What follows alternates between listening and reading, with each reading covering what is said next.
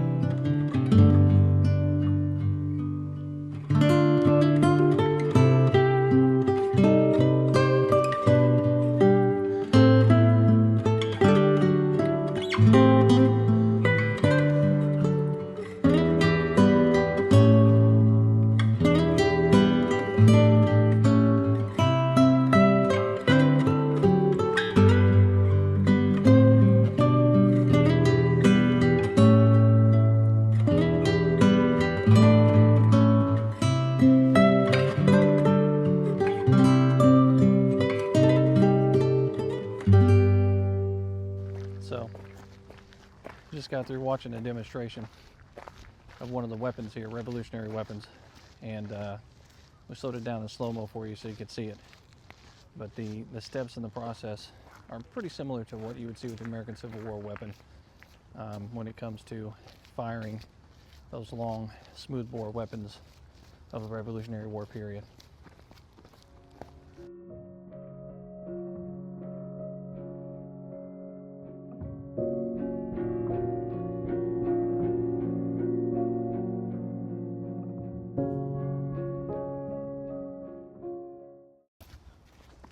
The house that I'm passing right now was the apothecary house of Peter Hayes. Notably, on the sign that's out here talking about this house, though, it said that he not only sold drugs, he was a druggist, but he also sold spices and herbs of all kinds. Pretty interesting history here in Williamsburg, Colonial Williamsburg area.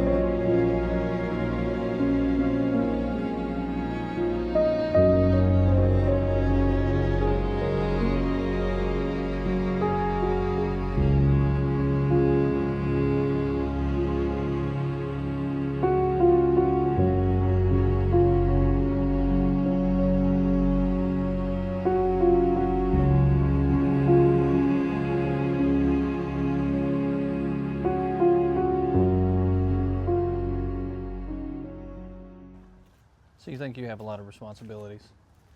Well, the man that lived in this house right here, William Lightfoot, in this house here. This guy was not only a farmer and a merchant, but he was also an attorney. People back in those days, in the colonial days, they carried a lot of responsibilities and dabbled in a lot of different things. So I'm sure this man here was pretty busy. In 1767, he ended up inheriting this property, and he lived here until 1809 when he passed away.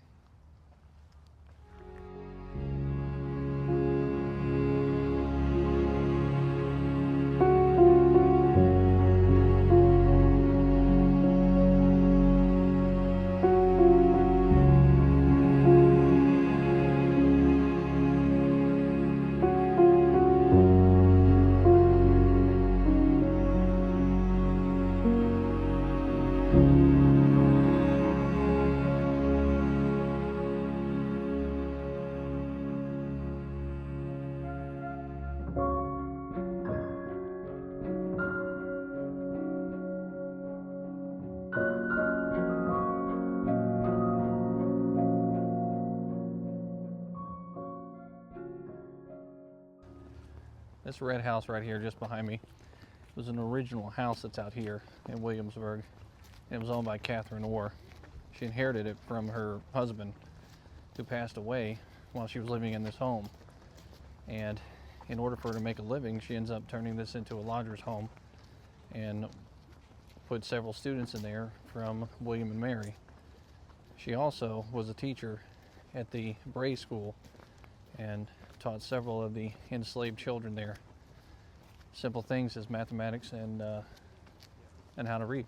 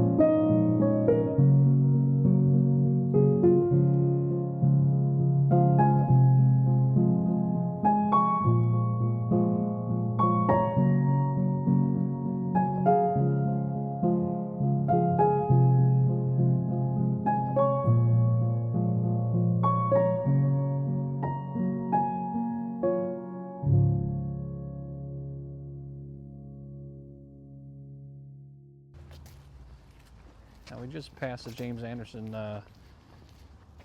blacksmith shop and armory, which is a pretty neat place to visit. But also out here they have the old barber shop and wig maker shop right there over my shoulder.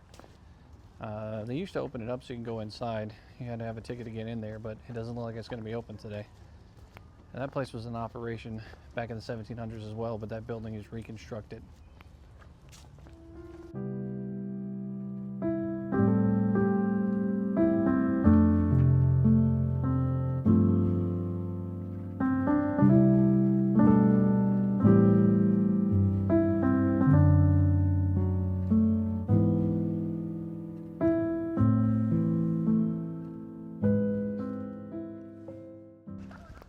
Now, when you got into Williamsburg and you're looking for a good place to eat, King's Arm Tavern is definitely the place to stop. It's a building right over my shoulder, but you'll have to set yourself up a reservation for that place. Not only is it very popular, but the food is just bar none outstanding.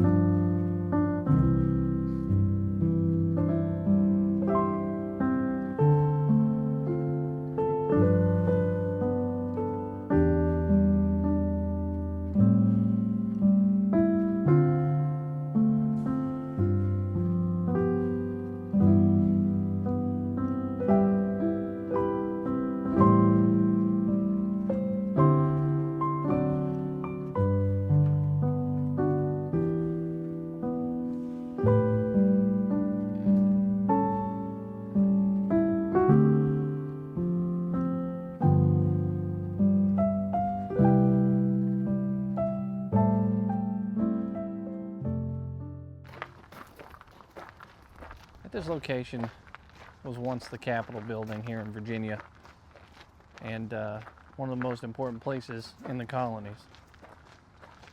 At this very location, Patrick Henry denounced the Stamp Act.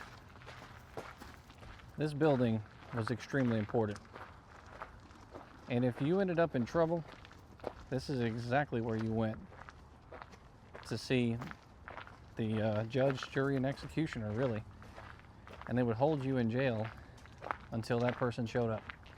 And sometimes you could be here for months until you finally were able to see the person you needed to see. It's pretty amazing. Here in a minute, I'm going to walk you down to take you to what they called the throne, which was the toilet that they installed out here, the privy, for people to sit on while they were being incarcerated for whatever crime they were being accused of. And it was not a very comfortable seat.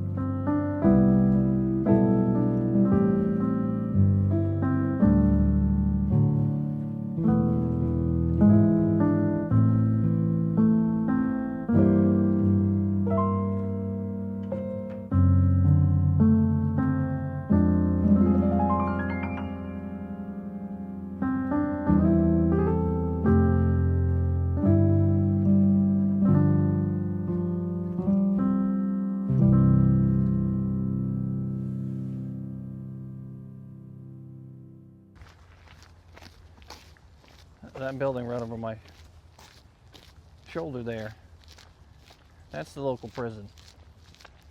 That's where they're going to put people who are accused of crimes.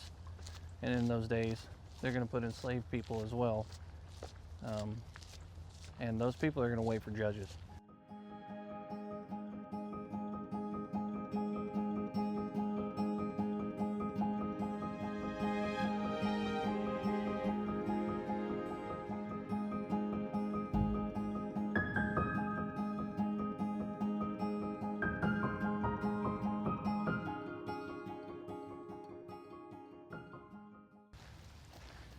The location we were just at was the jail here in Williamsburg, and it's not too far from where the Capitol building is. Inside that prison cell, you would have several people who were accused of crimes, some as petty as, owing someone money and not paying on time. In those days, the government took on the debt for that. So those jails would be crammed full of people, and unfortunately for them, they had to wait for a judge. And that could take weeks, that could take months, but they're sitting in these jails, crammed together, with no way to be comfortable or nothing at all. And that privy inside, that pot that we looked at, that was their toilet. And they made it as uncomfortable as possible by putting hobnails and iron down on those benches so that you couldn't sit down and you wouldn't get comfortable. And there was a stock pot lid on top that kept the smell out of the cell as much as possible. But during the summer months in Williamsburg, it gets so hot around here that there's no lid that's going to cover that smell, and it's just going to stink to high heaven inside there. When the government stopped taking on the cost of jailing these people for debt, then the number of people that would be housed inside those jails went down significantly, because they put the debt of jailing them onto the person that is trying them for debt, essentially. So I guess you didn't want to pay for it after all. But it was a pretty interesting time in those days. Even runaway slaves, people that were enslaved in those times, would be jailed inside of those facilities that we just walked in, and they would have to wait there until the person who claimed to own them would show up and claim them and take them back. Some pretty atrocious things happened inside those walls, and I can only imagine what it was like.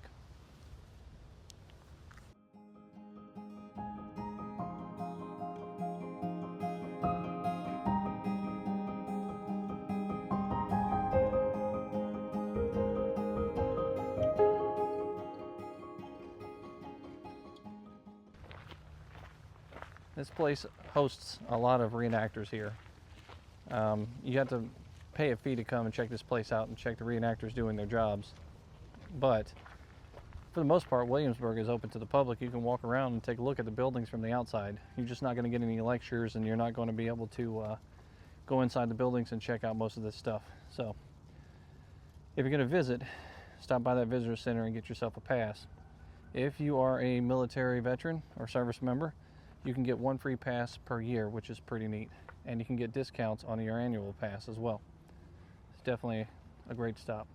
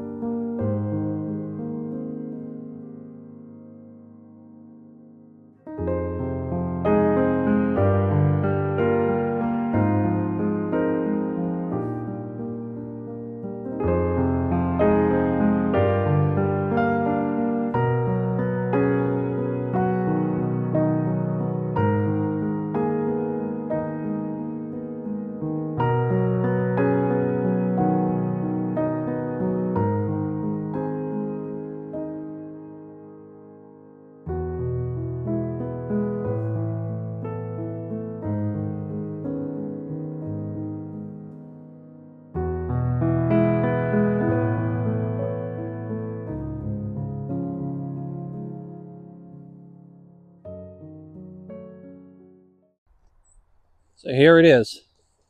This is the ford that they had to cross. During a 6-hour period, 13,000 Union soldiers crossed over this water, splashing through it as they were going in that direction.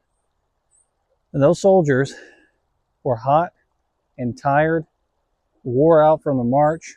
Green, never really been in combat before, never really had a march in their life other than what they did at camp.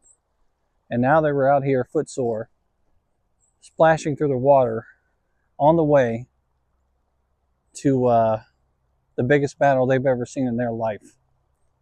Death and destruction lay ahead, and a lot of them didn't even know what to expect.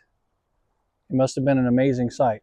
They were thirsty, leaning down in this water behind me, trying to get something to drink as they were crossing.